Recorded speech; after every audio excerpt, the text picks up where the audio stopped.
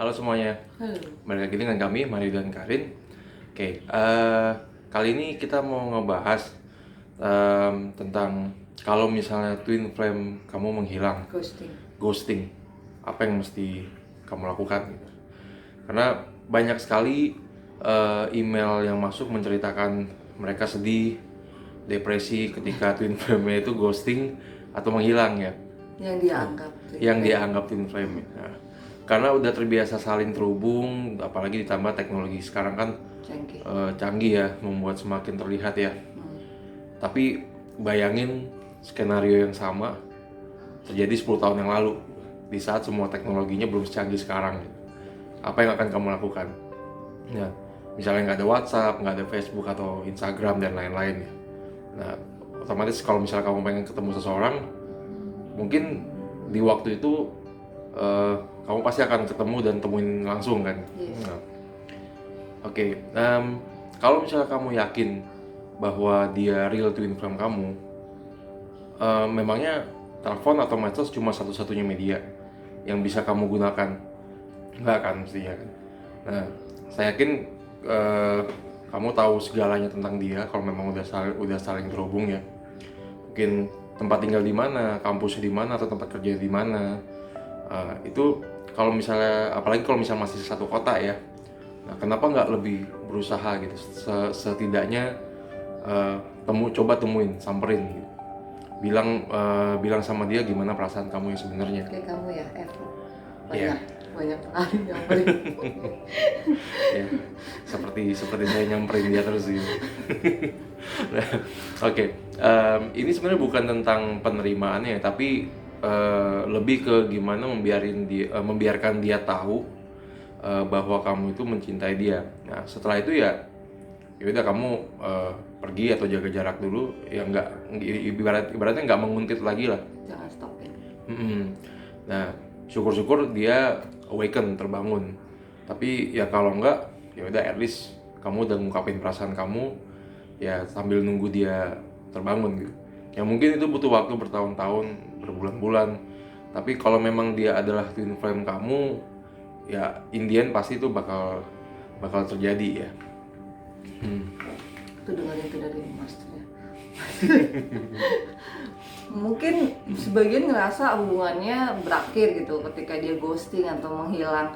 Tapi sebenarnya perjalanan baru dimulai.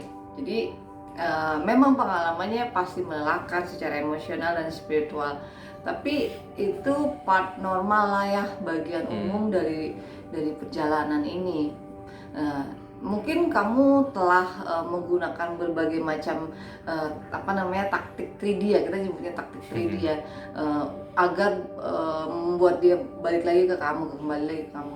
Namun jika ini hubungan 3D ya otomatis bisa aja gitu kan, bisa aja taktik 3D yang kamu gunakan berhasil, bisa kalau memang hubungan 3D. Tapi dalam hubungan twin flame ini gak berhasil, sama sekali gak berhasil.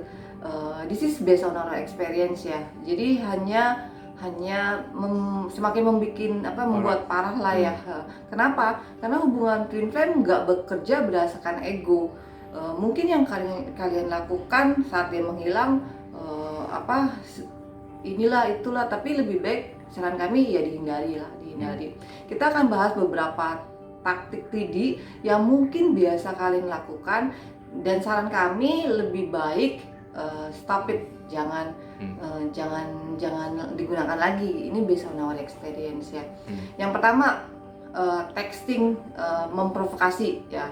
Textingnya itu ngirimin teks marah gitu kan, mengirim teks marah yang maksud kamu buat dia balik lagi atau ngerespon kamu.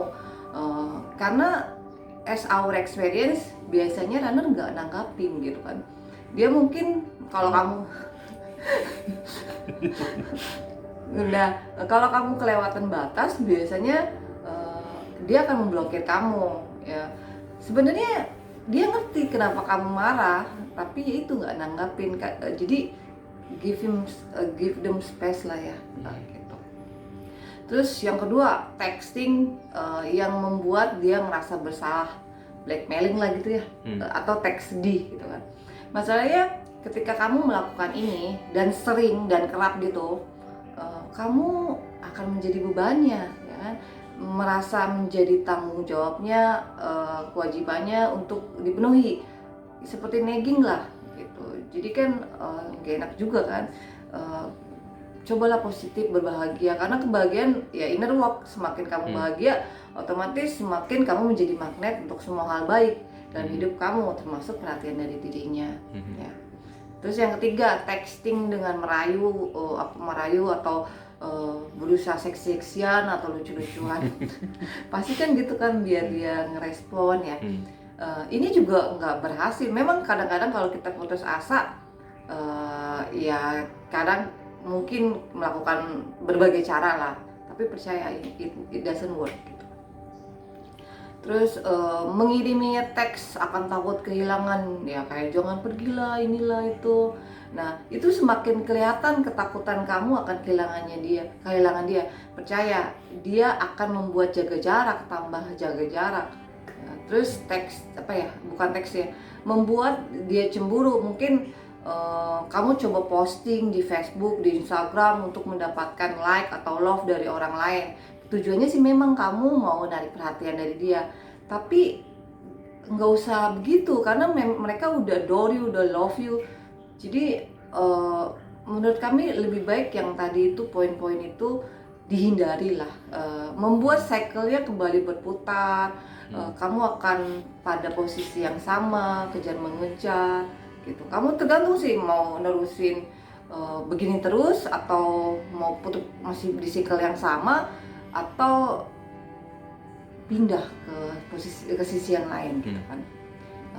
Kamu mungkin mengatakan untuk nggak pernah menghubungi lagi, udah capek lah gitu kan ya.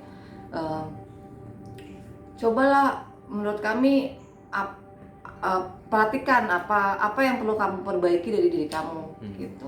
Jangan membuat kita terjebak berbasis rasa takut atau kehilangan atau ego ya, berbasis ego. Karena hal ini nggak akan membuat dia menghubungi kembali. Gitu. Nah, dan ini saran nih dari ini. Ada lagi nih saran yang lebih canggih. Sedikit saran dari kami lah ya, kalau misalnya dia ghosting atau menghilang, kamu bisa coba ya. Yang pertama coba ya udah lepasin aja, ikhlas, melepaskan gitu.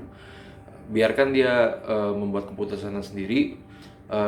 Jangan maksain kehendak kita lah gitu. Kalau memang dia pengen pergi, ya ikhlasin kepergiannya gitu. Jangan berduka terlalu lama, karena Indian apa yang menjadi hakmu ya pasti ya nggak akan terlewat lah gitu. Terus yang kedua, love yourself, cintai diri kamu sendiri. Temukan apa yang kamu butuhkan, karena ya mungkin bisa aja dia bukan yang kamu butuhkan sekarang gitu loh. Kamu harus belajar untuk bahagia sekarang dengan diri kamu sendiri, menghargai diri kamu sendiri, lihat diri kamu baik-baik gitu loh. Ya mungkin sugesti diri kamu sendiri, kamu nggak perlu siapapun buat membahagiain diri kamu sendiri. Terus ketiga, inner work. Nah kalau memang dia lagi ghosting, dia menghilang, ya mungkin perlu dipahamin, ya mungkin universe lagi memberi kamu kesempatan untuk resting, buat beristirahat lah gitu, sehingga kamu bisa melakukan inner work kamu gitu.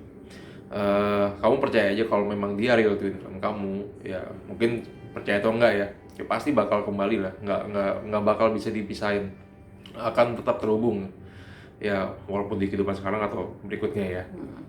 Nah terus yang terakhir, jangan mendorong pasangan twin flame kamu. Mungkin kadang kamu takut melakukan kontak, takutnya nanti nggak dibalas lah, atau mungkin